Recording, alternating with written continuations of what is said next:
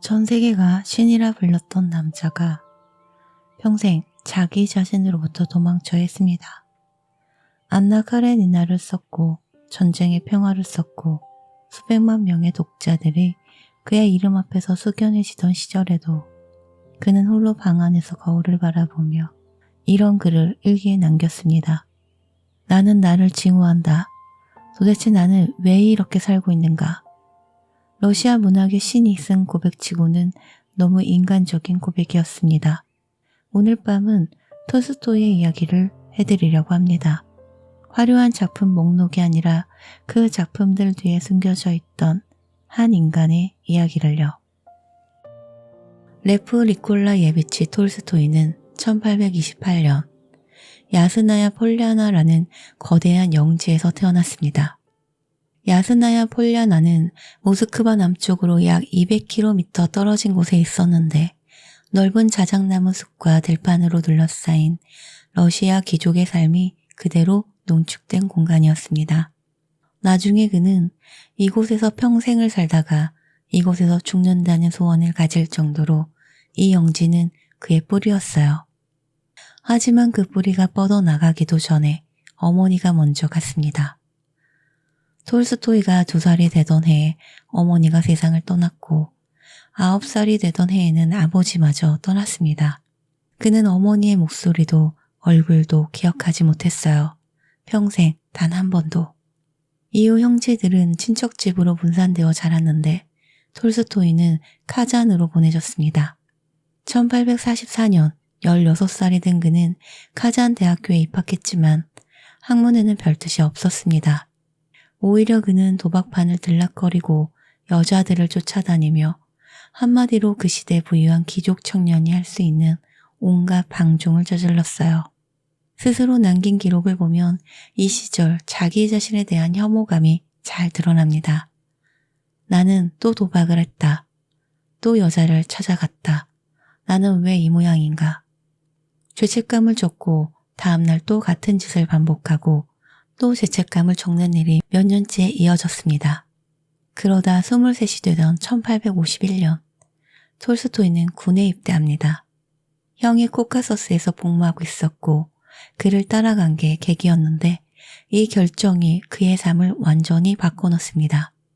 코카서스의 전장에서 그는 처음으로 진짜 죽음을 목격했고 그 죽음이 그 안에 잠들어 있던 무언가를 깨웠거든요. 코카서스 복무 시절 그는 군 캠프의 텐트 안에서 글을 쓰기 시작합니다. 어린 시절의 기억, 귀족 집안의 풍경, 자신이 살아온 삶을 글로 옮기기 시작했어요. 그렇게 나온 것이 자전적 3부작, 유년 시절, 소년 시절, 청년 시절입니다. 당대 러시아 문단은 즉각 반응했습니다. 새로운 거인이 나타났다. 25의 청년은 그렇게 별 예고 없이 문학의 세계로 들어왔습니다. 그리고 3년 후인 1854년 그는 크림 전쟁에 투입됩니다. 크림 전쟁은 러시아와 오스만 제국 그리고 영국 프랑스 연합군이 크림 반도를 두고 벌인 전쟁이었는데 이 전쟁에서 가장 치열했던 곳이 세바스토폴이라는 항구 도시였습니다. 톨스토이는 11개월 동안 그곳에 있었어요. 포탄이 터지는 소리가 밤새 이어지고 들것에 실려오는 병사들의 다리가 잘려나가고 참호 안에서 열병으로 죽어가는 동료들을 지켜보는 그 시간 동안 그는 또 글을 썼습니다. 그렇게 나온 것이 세바스토폴 이야기입니다. 당시 러시아 황제 알렉산드로 2세가 이 글을 읽고 직접 감사의 뜻을 전할 만큼 강렬한 반향을 일으킨 작품이었어요. 하지만 톨스토이가 세바스토폴에서 진짜로 가져온 것은 명성이 아니었습니다. 그것은 질문이었어요. 인간은 왜 싸우는가? 왜 죽어야 하는가? 이 모든 것 뒤에 무엇이 있는가? 이 질문들이 그를 남은 평생 놓아주지 않습니다. 그리고 그 질문들이 마침내 전쟁과 평화와 안나 카레니나를 탄생시키게 되지만 그 전에 먼저 한 여자가 그의 삶에 들어옵니다. 소피아 안드레예브나 베르스, 흔히 소냐라고 불리던 그 여자는 톨스토이보다 16살이 어렸습니다. 1862년 톨스토이가 34살, 소냐가 18살이던 해에 두 사람은 결혼했는데 이 결혼 전에 톨스토이는 소냐에게 자신의 일기를 건넵니다. 지금까지 살아온 삶의 기록이었어요. 도박, 여자, 술, 방탕함의 모든 것이 적혀있는 일기를 결혼 전날 밤 신부에게 익히는 남자라니. 조금 기이하다 싶지만 톨스토이는 이것이 솔직함이라고 생각했습니다. 소냐는 그 일기를 밤새 읽었어요. 충격을 받았지만 그래도 결혼을 택했습니다. 이후 두 사람은 야스나야 폴리아나 영지로 들어가 살기 시작했고 소냐는 이 결혼에서 13명의 아이를 낳았습니다. 그중 5은 어린 나이에 세상을 떠났어요. 그리고 그 삶 한가운데서 톨스토이는 글을 썼습니다. 1863년부터 1869년까지 6년. 그 긴 시간 동안 탄생한 것이 전쟁과 평화입니다. 러시아가 나폴레옹의 침략에 맞서 싸우던 시대를 배경으로 수십 명의 인물들이 얽히고 설키며 살아가는 이야기. 등장인물이 580명이 넘고 분량은 원서 기준으로 1200페이지를 훌쩍 넘었어요. 이 거대한 소설을 쓰는 동안 소냐는 남편의 필사를 도왔습니다.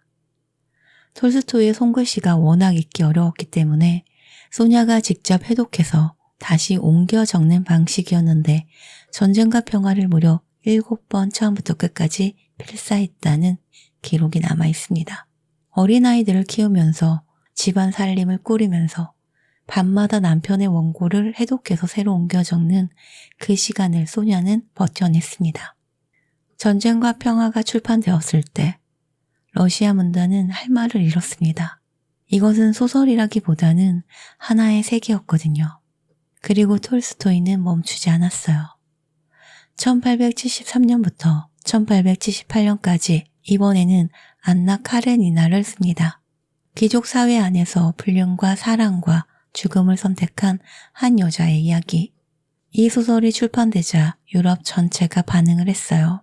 도스토옙스키는 이 작품을 읽고 완벽한 예술작품이라고 불렀습니다. 그 시절의 톨스토이는 그야말로 러시아 문학의 절정에 서 있었습니다. 명성, 재산, 대가족, 아름다운 영지.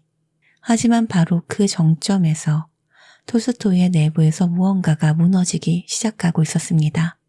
사실 그 균열은 전쟁과 평화를 마무리하던 1869년 러시아 중부의 작은 도시 아르자마스에서 이미 시작되었거든요.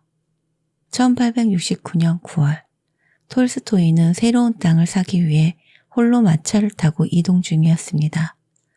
여행 중에 날이 저물어서 아르자마스라는 마을에서 하룻밤을 묵기로 했어요. 작은 여인숙의 방에 짐을 풀었습니다. 흰 벽, 작은 창문, 낡은 침대.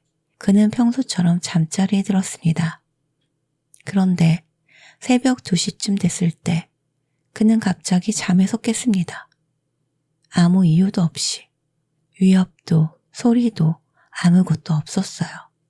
그냥 새하얀 방 천장이 보이고 심장이 뛰고 있었습니다. 그 순간 알 수 없는 공포가 그의 전신을 뒤덮었어요. 이건 두려움이 아니었습니다. 뭔가에 쫓기거나 위협받는 그런 두려움이 아니라 더 깊고 더 본질적인 무언가였어요. 나는 죽는다. 그 생각이 왔습니다. 갑자기 아무 맥락 없이. 하지만 그것만이 아니었어요. 곧이어 이런 생각이 뒤를 따라왔습니다. 나는 죽는데 이 삶은 무엇인가? 내가 이토록 아끼는 모든 것이 사라진다면 지금 이 삶의 의미는 무엇인가? 밤새 그는 그 방에서 잠을 이루지 못했습니다. 내부에서 뭔가가 완전히 무너지는 느낌, 발밑에 땅이 사라지는 느낌. 이것을 그는 나중에 일기에 기록했어요. 아르자마스에서 나는 끔찍한 것과 마주쳤다. 이름 붙일 수 없는 것. 그것은 죽음의 공포가 아니었다. 삶의 공허함이었다. 이 경험이 후에 이반 일리치의 죽음이라는 소설의 씨앗이 됩니다. 그리고 이것은 단순히 소설의 소재가 된 것이 아니었어요. 이 하룻밤이 톨스토이의 남은 삶 전체를 바꿔놓기 시작합니다. 안나 카레니나가 완성되던 1878년 무렵부터 그의 내면은 걷잡을 수 없이 무너졌습니다. 세계 최고의 작가라는 명성이 아무 위로도 되지 않았어요. 그는 자살을 생각했습니다. 방에서 총을 치워달라고 했고 혼자 숲에 들어가지 않으려 했어요. 자기도 모르게 나무에 목을 맬까 봐서. 스스로 이 시기를 이렇게 표현했습니다. 나는 건강하고 행복한 사람이었다. 하지만 그 행복 속에서 삶이 의미 없게 느껴졌다. 내가 원하는 것을 손에 넣어도 공허했다. 의심이 나를 삼켜버렸다. 이것은 정신적 위기였습니다. 그리고 이 위기에서 빠져나가기 위해 톨스토이가 택한 길은 예상 밖의 방향이었어요. 1880년대 초반부터 톨스토이는 완전히 달라지기 시작합니다. 그는 채식주의자가 되었습니다. 술을 끊고 담배를 끊었어요. 사냥을 그만뒀고 가죽 구두 대신 직접 만든 남학신을 신었습니다. 영지의 농부들과 함께 밭을 갈고 목수의 일을 배웠어요. 평생 귀족으로 살아온 남자가 갑자기 농부의 삶을 따라가기 시작한 겁니다. 이것은 단순한 취미가 아니었어요. 그는 그것이 진짜 삶이라고 믿었습니다. 그의 신학적 사상도 급격히 바뀌었어요. 러시아 정교회를 비판하기 시작했고 예수의 가르침을 자기 방식으로 해석해서 비폭력, 무저항, 단순한 삶을 삶의 원칙으로 삼았습니다. 이 사상은 훗날 멀리 인도의 한 청년에게 큰 영향을 줍니다. 그 청년의 이름이 모한다스 간디였습니다. 간디는 직접 톨스토이에게 편지를 보냈고 두 사람은 생전에 서신을 주고받았어요. 그런데 문제가 있었습니다. 이 각성이 가정 안에서 균열을 만들기 시작한 거예요. 소냐는 달랐습니다. 그녀는 13이나 되는 아이들을 키우고 있었고 영지를 경영해야 했고 남편의 작품을 출판하고 저작권을 관리해야 했습니다. 현실의 무게가 어깨를 짓누르는 사람이었어요. 하지만 남편은 저작권을 포기하겠다고 했습니다. 재산을 농부들에게 나눠줘야 한다고 했어요. 가족의 생계가 걸린 문제였는데 그는 그것이 진정한 삶이라고 확신하고 있었습니다. 소녀의 입장에서는 당연히 받아들이기 어려운 일이었어요. 두 사람은 자주 격하게 싸웠습니다. 소녀는 자신이 남편을 위해 희생한 세월이 있는데 왜 이제 와서 이 모든 것을 부정하느냐고 분노했고 톨스토이는 가족이 자신의 감정을 막는다는 죄책감과 분노가 뒤섞인 감정으로 더 깊이 자책했습니다. 그리고 두 사람 사이에는 또 하나의 문제가 있었어요. 톨스토이는 주변에 그의 사상을 추종하는 제자들이 모여들었습니다. 그중 가장 가까운 인물이 블라디미르 체르트코프라는 남자였어요. 이 제자는 점점 톨스토이의 유서와 저작권 문제까지 관여하기 시작했고 소냐는 이 관계를 눈의 가시처럼 여겼습니다. 소냐가 남편의 일기를 몰래 읽기 시작한 것도 이 무렵이었어요. 톨스토이도 그것을 알고 있었습니다. 결혼한 지 40년이 넘은 두 노인이 같은 집에서 서로의 일기를 숨기고 훔쳐보며 살고 있었던 겁니다. 그 집안의 긴장은 노인이 될수록 더 팽팽하게 조여들었습니다. 1910년 10월 28일 새벽 3시 82세의 노인 톨스토이는 잠든 아내 곁에서 조용히 일어났습니다. 손이 떨렸습니다. 그는 가방 안에 옷 몇 벌과 책 몇 권을 챙겼어요. 글을 쓰던 가죽 가방, 나이테가 굵어진 손으로 끈을 묶었습니다. 그리고 주치 막사르 마코비츠키를 깨웠어요. 새벽 어둠 속에서 두 남자는 영지를 빠져나갔습니다. 야스나야 폴야나를 뒤로 한 채 소냐에게는 편지 한 장을 남겼습니다. 나는 다른 사람들이 그러듯이 마지막 노년을 혼자 조용히 보내기 위해 떠납니다. 이것이 나의 간절한 소원입니다. 아무도 나를 찾으러 오지 않기를 바랍니다. 편지를 발견한 소냐는 쓰러졌습니다. 며칠 후 그녀가 연못에 몸을 던졌지만 가족들이 붙잡았어요. 한편 톨스토이는 기차를 탔습니다. 어디로 가는지 목적지가 있었던 건 아니었어요. 그냥 가야 했던 겁니다. 하지만 기차 안에서 그의 몸이 말을 듣지 않기 시작했습니다. 82세의 몸에 오랜 여행과 추위가 겹쳤어요. 열이 오르기 시작했습니다. 10월 31일 기차는 아스타포보라는 작은 역에 섰습니다. 더 이상 움직일 수가 없었어요. 역장이 자신의 집을 내주었고 톨스토이는 그 작은 방에 누웠습니다. 소식이 퍼지기 시작했어요. 기자들이 몰려들었고 팬들이 달려왔고 가족들도 달려왔습니다. 소녀도 왔어요. 하지만 주치의는 그녀가 환자방에 들어오는 것을 막았습니다. 흥분하면 톨스토이의 병이 악화될 수 있다는 이유였어요. 소녀는 창밖에서 남편의 얼굴을 들여다보았습니다. 82세의 남편이 낯선 역장의 집 작은 침대에 누워 있었어요. 결혼한 지 48년이었습니다. 1910년 11월 7일 새벽 6시 5분 톨스토이는 숨을 거두었습니다. 마지막으로 남긴 말은 이것이었다고 전해집니다. 진실을 찾아라. 진실을 사랑하라. 그것으로 끝이었습니다. 전 세계가 그의 죽음을 애도했습니다. 러시아 황제가 조전을 보냈고 간디가 추모문을 발표했고 유럽의 신문들이 일면에 그의 얼굴을 실었어요. 그의 유해는 야스나야 폴리아나 영지, 어린 시절 좋아하던 자작나무 숲 한가운데 묻혔습니다. 묘비도 없었습니다. 십자가도 없었어요. 그것이 그의 유언이었습니다. 흙이 덮이고 자작나무들이 그 위에 바람을 흘려보내는 그냥 작은 둔덕 하나. 톨스토이의 삶을 가만히 들여다보면 한 가지 역설이 눈에 들어옵니다. 그는 평생 진짜 삶을 찾아다녔어요.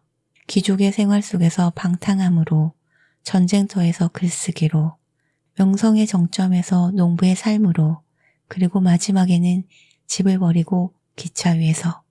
그는 어떤 곳에서도 완전히 닿지 못했다는 느낌, 그것이 그를 끝까지 이끌고 간 동력이기도 했고 그를 평생 괴롭힌 고통이기도 했습니다.